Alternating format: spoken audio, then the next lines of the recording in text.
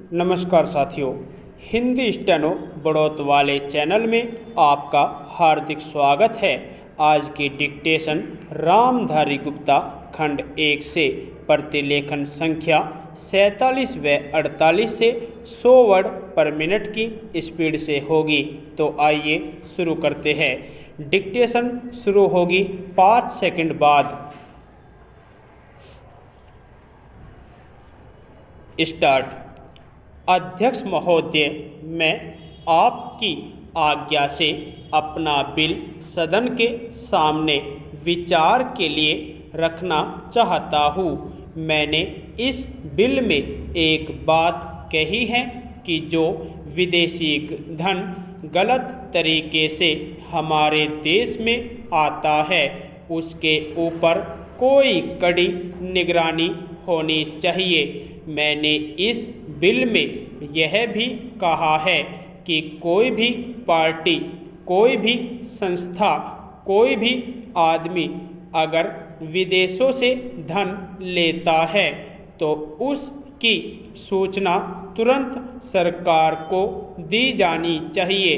उस आदमी या उस संस्था के लिए यह भी अनिवार्य हो कि उस राशि का पूरी तरह से लेखा जोखा रखे और 1 वर्ष के बाद उस राशि के खर्च का पूरा लेखा जोखा सरकार के पास भेजे, ताकि सरकार को मालूम हो सके कि कितना धन विदेशों से आया तथा वह किस प्रकार खर्च हुआ। इस सदन में इस संबंध में अनेक बार बहस हो चुकी है।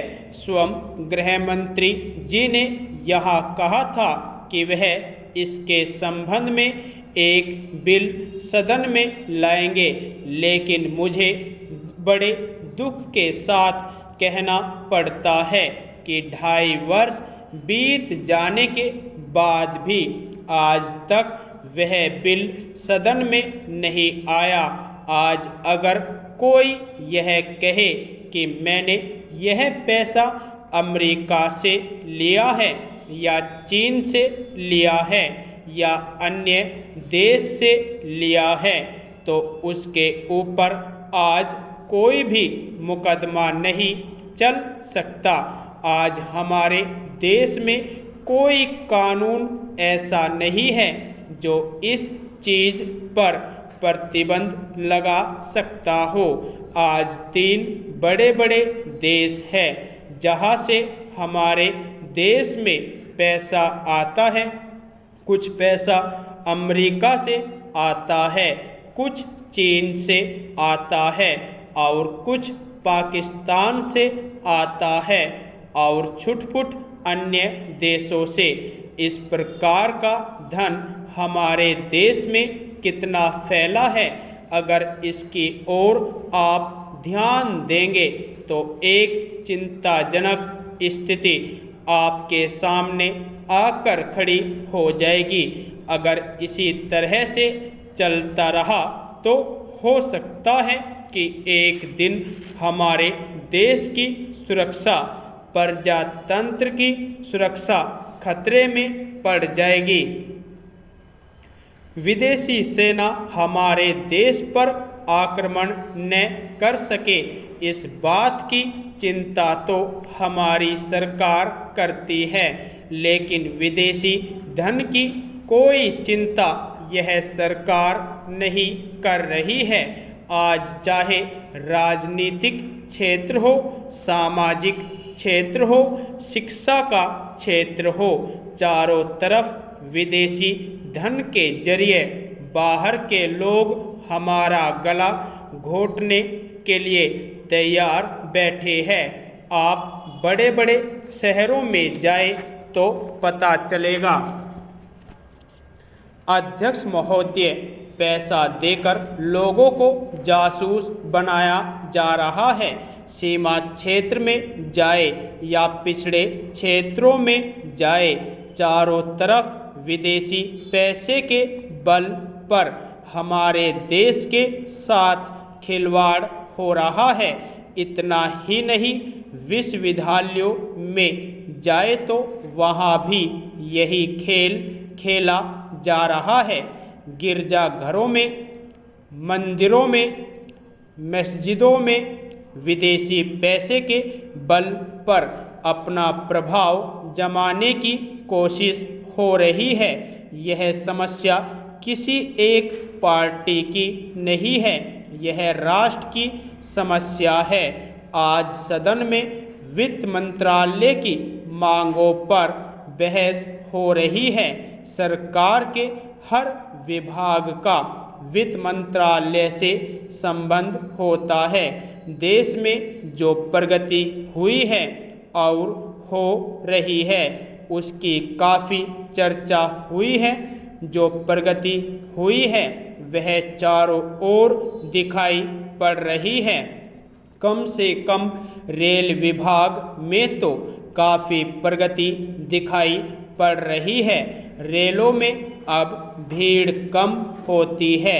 बिजली का भी काफ़ी विकास हुआ है, लेकिन देहातों की तरफ हमारा जो दृष्टिकोण है उसको देखकर कुछ कष्ट होता है।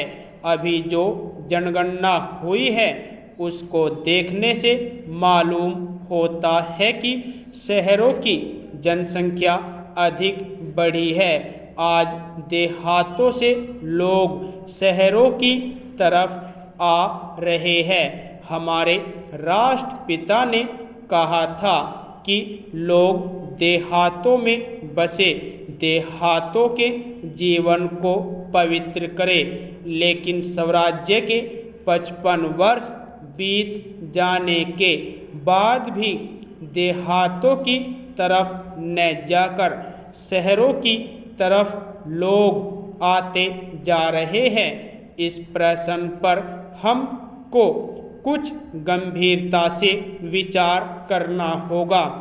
अगर देहातों में लोगों को सुख सुविधाएं मिलती जो आज शहरों में प्राप्त है, तो लोग देहातों से शहरों की तरफ न दौड़ते बल्कि शहरों से देहातों की तरफ जाते। देहात के जीवन में दो प्रकार की चीज़ें थी। एक तो जमींदारी प्रथा थी और दूसरे वे लोग थे जो रुपये का लेन देन करते थे। जमींदारी प्रथा समाप्त हुई, इससे लोगों को कुछ राहत मिली। जहाँ तक रुपये के लेन देन का प्रश्न है, पहले 25% तक का ब्याज लिया जाता था, उसमें अब कुछ कमी अवश्य है, लेकिन कहीं कहीं तो अभी भी उतना ही ब्याज लिया जाता है, जिससे कर्जा लेने वाला उनके चंगुल से नहीं निकल पाता। सरकार भी अब उचित दर पर कर्जा देने लगी है। इस वजह से कहीं कहीं पर साहूकारों के ब्याज की दर में कमी आई है। यदि आपको डिक्टेशन अच्छी लगी हो तो हमारे चैनल को सब्सक्राइब करें तथा वीडियो को लाइक व शेयर भी करें। धन्यवाद।